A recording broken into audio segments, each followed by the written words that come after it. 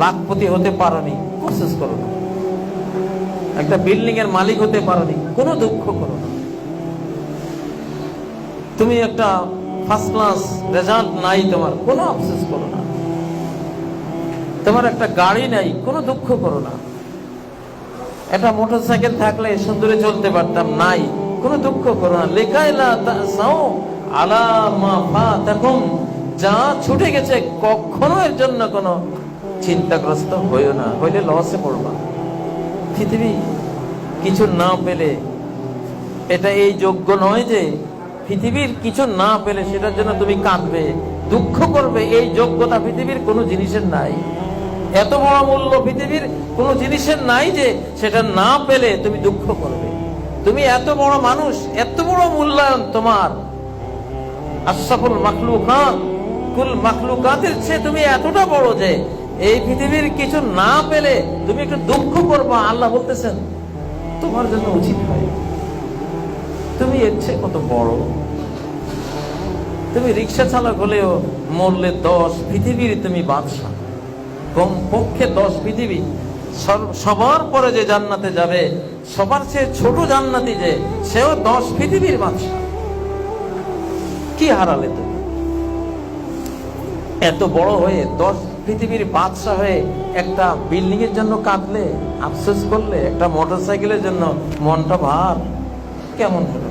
তোমার শানে এটা মানায় না।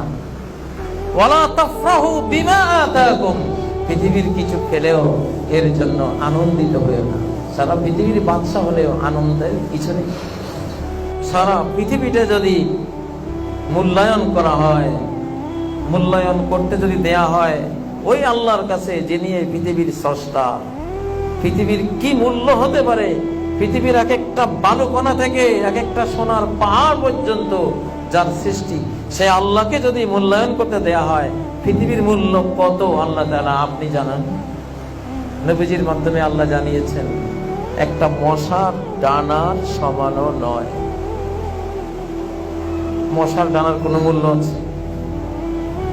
কোনো মূল্য নেই। মুসলিমরা জাহাজের মতো পানির উপরেই চলে, কিন্তু ভেতরে পানিকে প্রবেশ করতে দেয় না। আমরা দুনিয়ার উপরেই চলব, দুনিয়ার ব্যবসা বাণিজ্য, দুনিয়ার সকল পাওয়ার নিয়ে চলব, কিন্তু দুনিয়াটা অন্তরের ভেতরে ঢুকতে দেব না, মোহগ্রস্ত হব না, দুনিয়ার জন্য পাগল পারা হব না। আপনার মনো জগতে পৃথিবীটা নাথিং থাকবে, দেহের জগতে পৃথিবী আছে, থাকো। সাগরের জাহাজের মতো সে পানির উপরে ভাসে, সাগর মহাসাগরের উপরে ভাসে, কিন্তু এক বিন্দু পানিও তার পাটাতন ভেদ করে, তার তলা ভেদ করে ভিতরে ঢোকার অনুমতি নাই।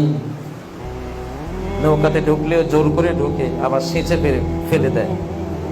ঢুকলি কেন? এই জন্য সেচে ফেলে দেয়।